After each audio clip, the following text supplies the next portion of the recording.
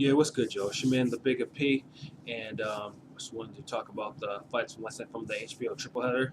For the most part, it was a pretty good night of boxing. Two of the three fights ended in KOs. There's nothing wrong with that. I'll start getting into the first fight, which was Vanes Martirosyan versus Demetrius Andrade. Um, Now this fight, I was happy. I had high hopes for, mostly because for Vanes, because I've been a fan of Vanes, and I want him to become a player at 154. And I know the last time he was on HBO, he was in he was in a struggle fight with Laura. It was a very when you have two counter punchers who are not necessarily known for being overly aggressive, it makes for a very trying fight. And then the thing that fight was trying, and it was.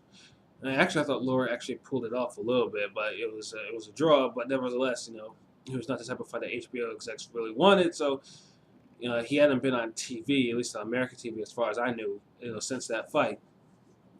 And and like I said, I was a fan of I'm a fan of his countering, and because he's more aggressive off his counters, and I want him to become a player in the division. And then with Andrade is actually a local cat around, at least local to me, because he's from Rhode Island. From Wasteport, he's like maybe 40 minutes away from me. So I've actually seen him live a couple of times. A little raw talent, but I always, local cats I like to, see them succeed as well. And he was also offensively, he's offensive minded, so I was hoping that we get ourselves a good fight. The fight was interesting, I say, in the first half, because Vane scored a knockdown in the first round with a beautiful counter left hand. Um, Andrade took that really well. He got back up and wasn't seriously hurt, and that was great. And for the most part, it was Andrade that was actually pushing the action, landing the shots, teeing off on him in the first half of the fight.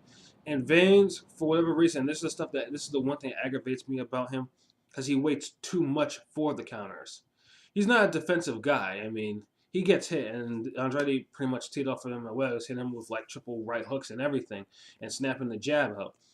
But Vanes could have actually could easily won this fight if he actually let his hands go instead of waiting for the counter opportunities. But he didn't. And then I think after like the sixth or seventh round, the action was dying because Andrade, pretty much was controlling the fight just off activity. It wasn't. There were times where he tried to pull him away, but he didn't.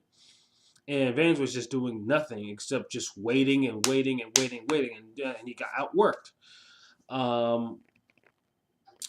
Now, and it was a clear victory. I mean, pretty much the only round that Vance actually clearly won was the first one.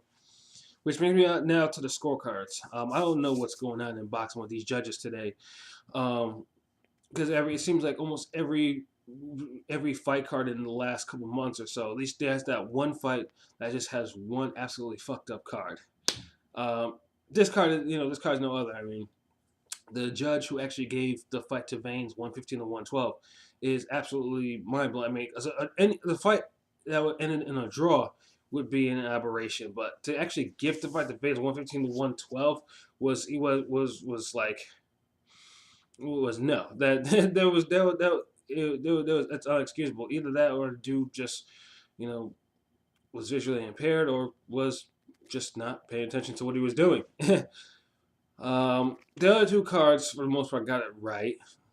And Andrade, is the new WBO 154 champion.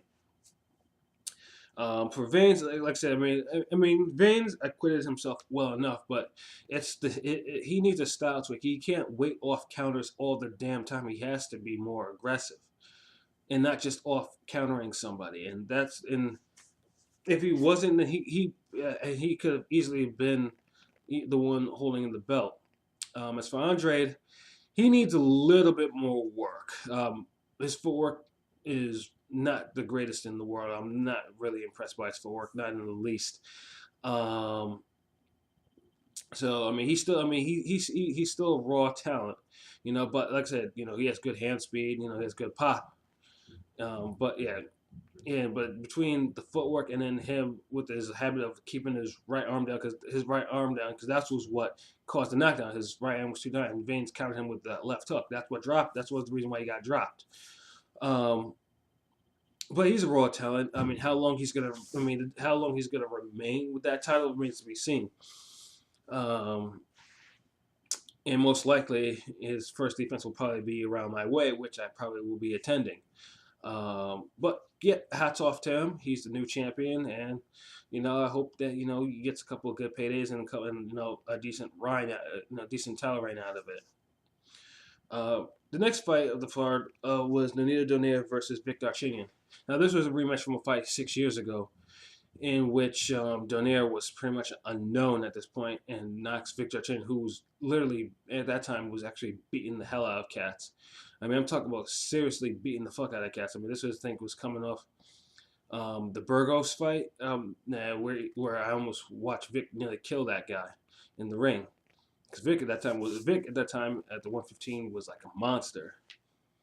And I barely saw him. I didn't think I saw him hurt. He came forward. He was tough, and he had absolute ridiculous power and stamina. And Donaire just absolutely knocked him, absolutely completely out with one counter left hook from all that rushing in. And since then, Donaire actually ascended to pretty much to be one of the top pound for pound fighters as Darchinyan started to, he accumulated some losses, I think about 4 losses there and there. And, he's aging because, in the lighter weight divisions that, age is, you're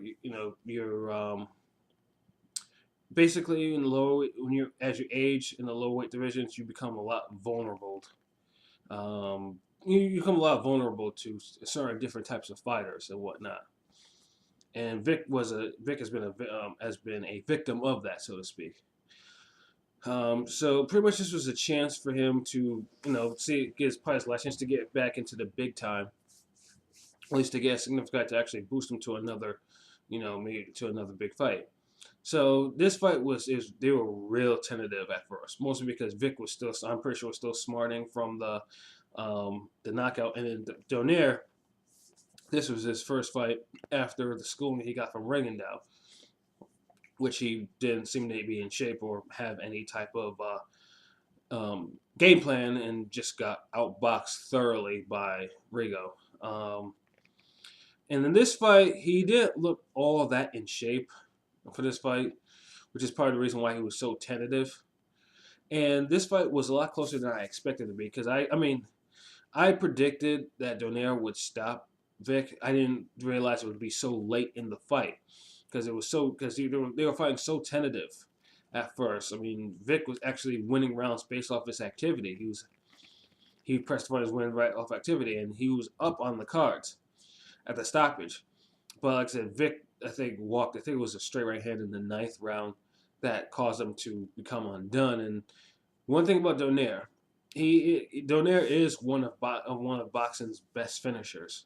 If he hurts you, if he sees you and he hurts you, he will get you out of there. And that's exactly what he did. And Vic just couldn't, he tried to get his legs underneath there, and he was on the ropes. And I was just waiting for that one final left hook that was knocking completely out. And the stoppage itself was brilliant because he got him in the corner, and I think it was a left uppercut that he landed on Vic that sent his head ricocheting into the turnbuckle. And Lawrence finally called a halt to it before it got a little bit more out of control. So Donaire, it was an impressive knockout, but against a man now, Vic is still serviceable, but like I said, age is not on his side. And Vic did make it a lot more competitive than I expected it to be.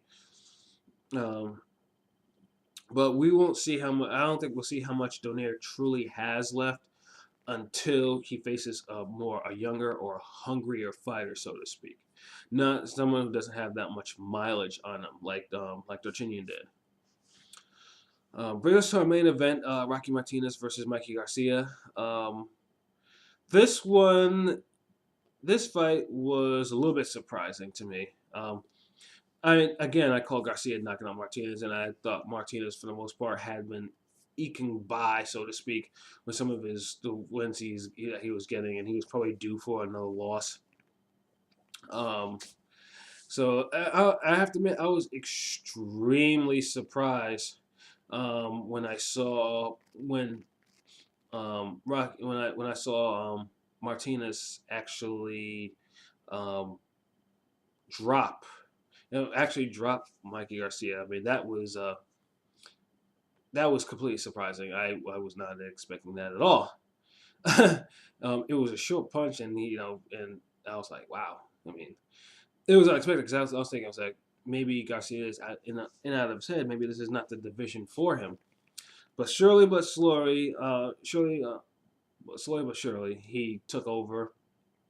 Mikey Garcia was popping that jab, went to the body. Pretty much just like Garcia has at this point now evolved into an absolutely as a great boxer puncher. Like the and like it's actually actual thrill to actually see somebody like this. Someone like this actually being developed. And it was just a steady beating, and then Rocky just couldn't take it anymore. I think it was in the sixth round. He took a flurry, and then one final left hook to the ribs, and that was all. And that was it. It was a beautiful body shot knockout. So Garcia has another belt, and we'll see where he actually goes from now because it's at 130, I believe.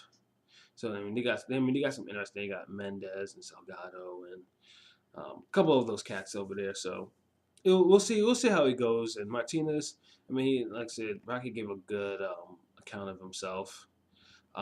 He gave a great account of himself, but I think it was just simply he just did not have. While he was outboxing him at such, he just didn't have the firepower to actually slow him down enough, for him to not actually close in.